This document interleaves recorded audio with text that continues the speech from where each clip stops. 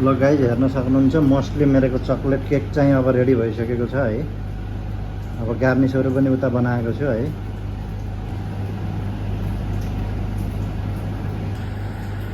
ल हेर्न सक्नुहुन्छ गाइज मैले चाहिँ अब चकलेट भर्खरै हालेर अब यसलाई हल्का चिसो गर्छु हैन। अब यसलाई चाहिँ केही गर्नुहुन्न, हल्का यसलाई ठन्डा गरिसकेपछि मैले फेरि गार्निस गर्छु है। हेलो गाइज, ल मैले चाहिँ सेफ्टी डे 80-60 पनि लेखिसकेको छु है। चाहिँ रेडी भइसक्यो है। यो गार्निस चाहिँ नलगाए पनि ठिकै हुन्थ्यो है, तर मैले हल्का यसलाई लुक्स दिनको लागि हल्का यसरी यहाँ राखिदिन्छु। ल हेर्न सक्नुहुन्छ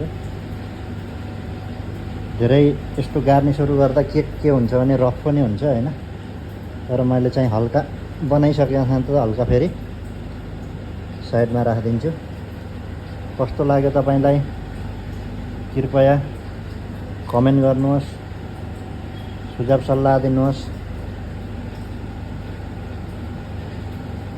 र कहिलेकाहीँ सेवा गर्ने पनि मौका दिनुहोस् भन्न चाहन्छु। तर यो मेरो चाहिँ पर्सनल बिजनेस चाहिँ रहेन है। म चाहिँ कुनै निश्चित कम्पनीमा चाहिँ काम गर्दैछु है। यही हो मेरो मेहनत, यही हो मेरो मैले जानेको कला है। तपाईहरुलाई कस्तो लाग्यो कृपया सुझाव सल्लाह दिनु होला।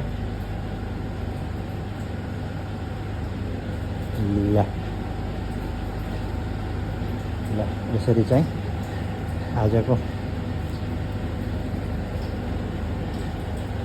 आजको मेरो मेहनत भनौँ जो पनि भनौँ आजलाई यति नै भयो। यसलाई लगाउने ठाउँ पाएन है, लगाएन। ल